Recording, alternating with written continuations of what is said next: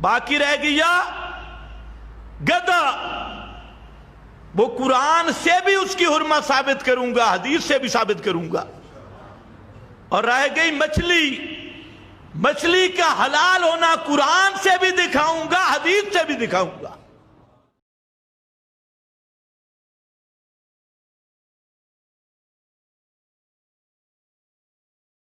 نحمدہ و نصلی علی رسولہ الکریم۔ ہم ان دو آیتوں کی انتظار میں ہیں جو خضر حیات صاحب نے پیش کرنی ہیں۔ آج ہم ان دیوبندی علماء کی تفاسیر میں سے کچھ حوالے بیان کر رہے ہیں جو خضر حیات کے موقف کے خلاف ہیں، یعنی علماء دیوبند کی تفاسیر میں بھی ہمارے موقف کی تائید کی گئی ہے اور خضر حیات کے خلاف گواہی دی گئی ہے۔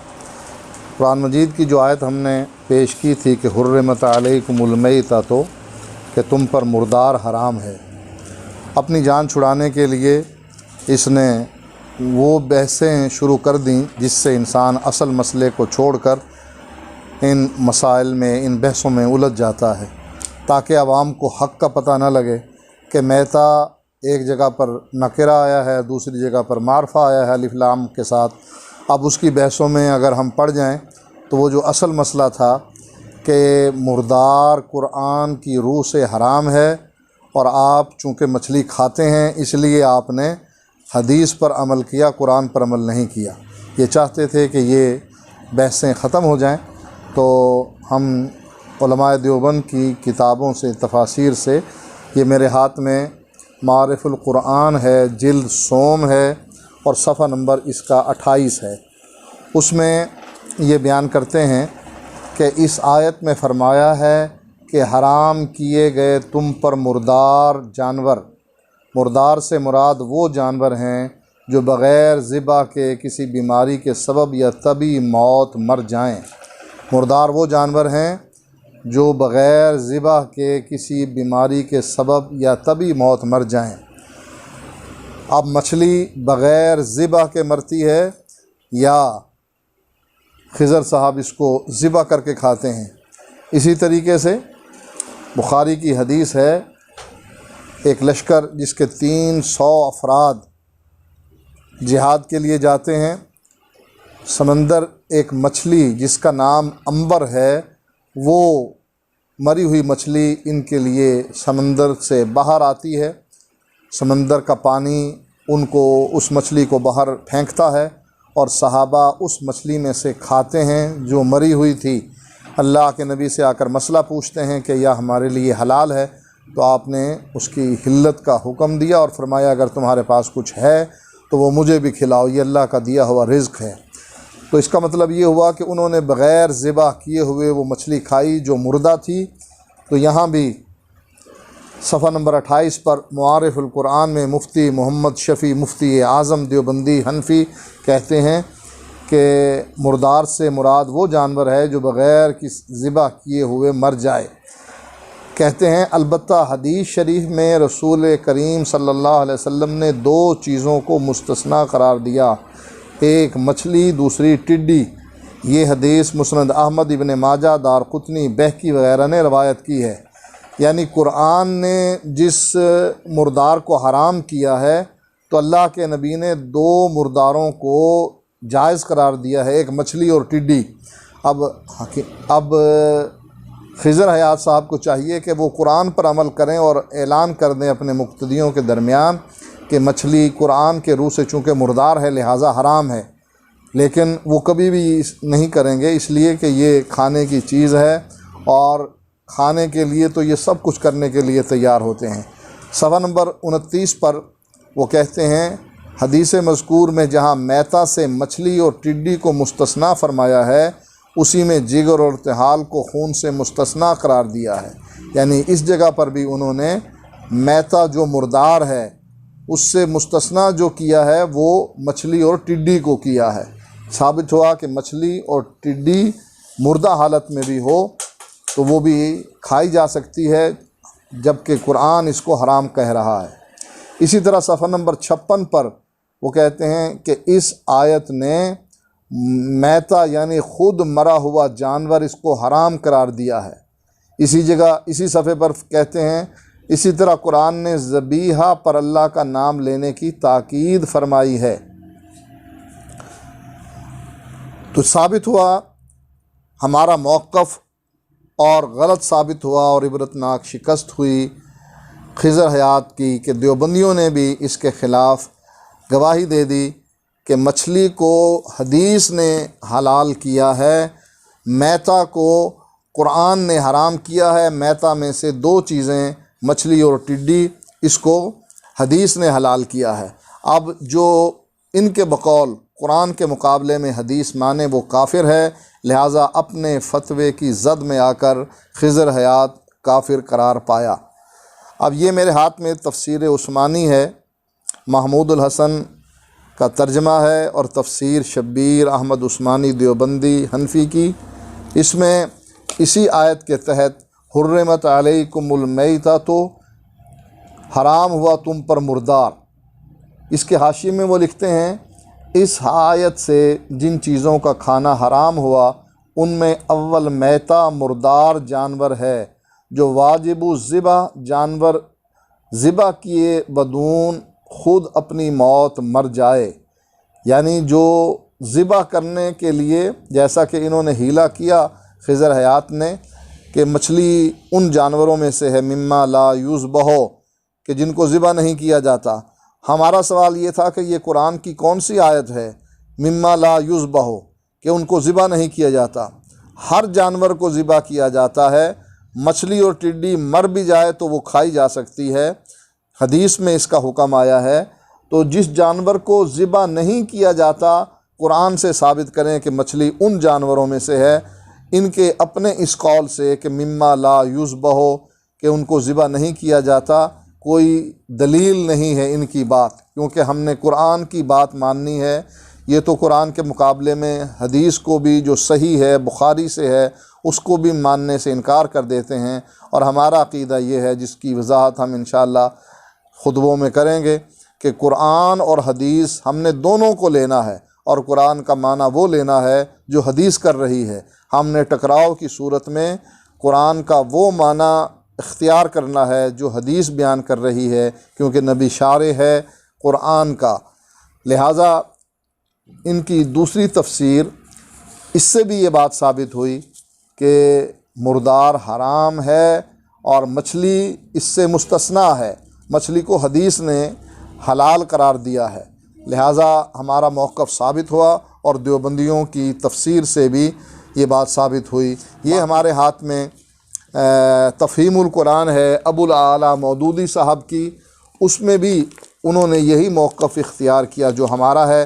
حرمت علیکم المیتۃ صفحہ نمبر 440 ہے، جلد نمبر 1 ہے۔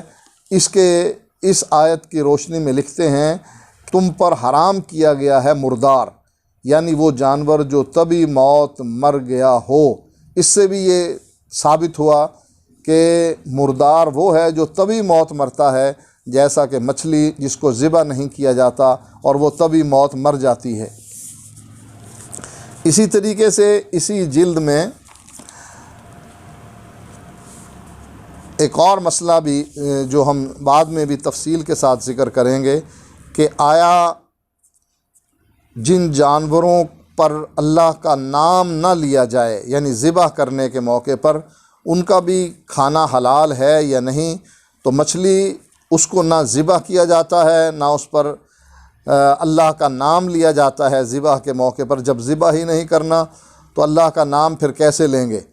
کھانے پر جب آپ کھائیں تو اللہ کا نام لیں، ذبح کے لیے اللہ کا نام لے کر مچھلی کو ذبح کرنا یہ نہ قرآن میں آتا ہے اور نہ ہی حدیث میں آتا ہے، بلکہ قرآن مجید میں یہ ذکر ضرور ہے کہ جس چیز پر جس جانور کو اللہ کا نام لے کر ذبح نہ کیا گیا ہو اس کو نہ کھاؤ، ایسا کرنا فسق ہے۔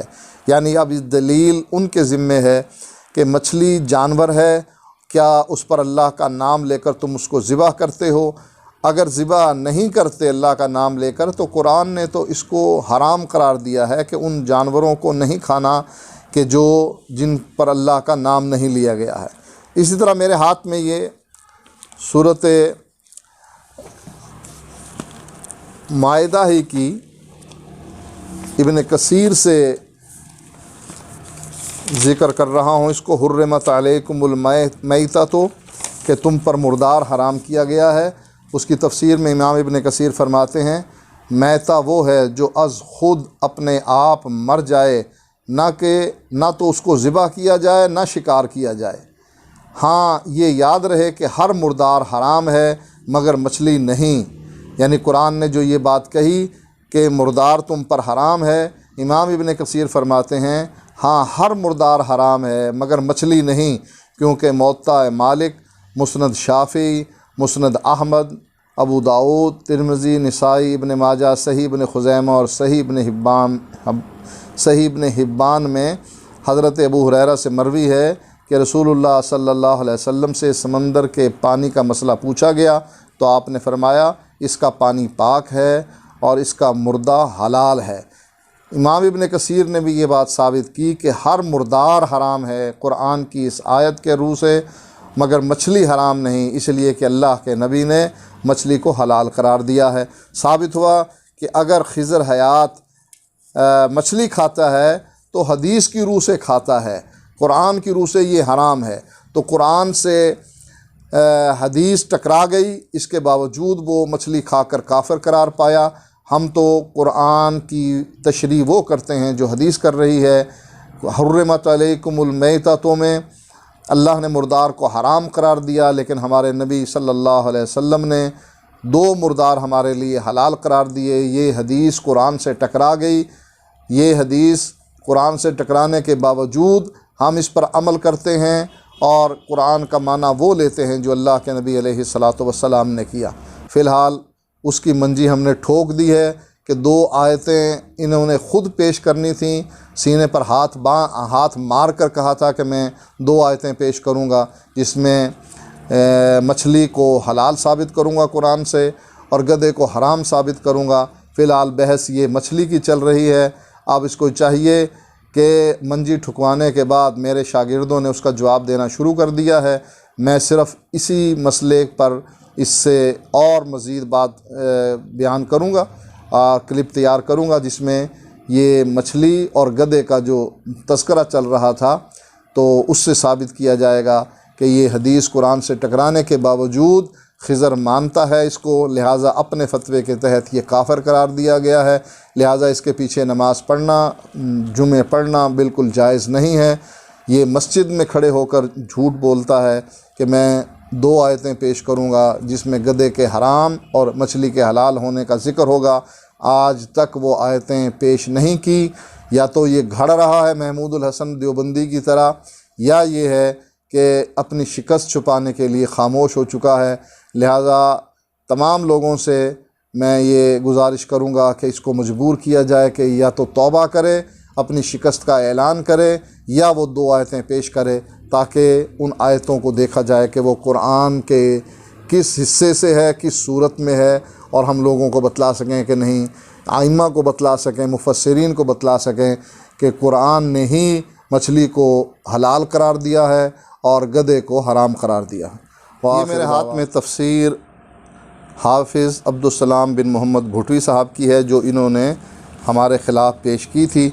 उसमें से भी ये हवाला मैं बयान करता हूँ कि वो हुर्रिमत अलैकुमुल मैततु के तहत लिखते हैं मुर्दार में से मछली और टिड्डी हलाल हैं, क्योंकि रसूलुल्लाह सल्लल्लाहु अलैहि वसल्लम ने फरमाया हमारे लिए दो मुर्दार और दो खून हलाल कर दिए गए हैं। मुर्दार तो मछली और टिड्डी हैं क्योंकि इनमें दम मसफू नहीं होता, और खून जिगर और तिल्ली हैं।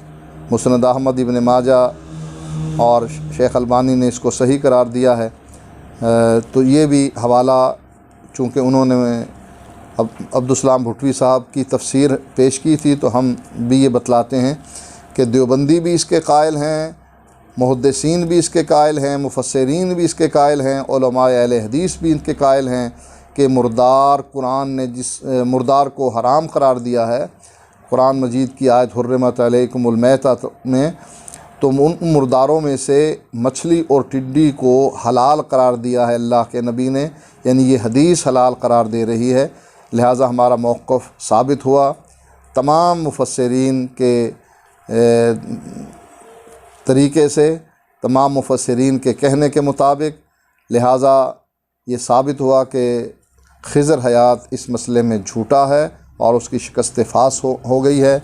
अल्लाह ताला हम सब को किताब व सुन्नत पर अमल करने की तौफ़ीक अता फ़रमाए। व आखिर दावाना अल्हम्दुलिल्लाहि रब्बिल आलमीन। बाकी रह गया गधा, वो कुरान से भी उसकी हुर्मत साबित करूंगा, हदीस से भी साबित करूंगा। और रह गई मछली, मछली का हलाल होना कुरान से भी दिखाऊंगा, हदीस से भी दिखाऊंगा।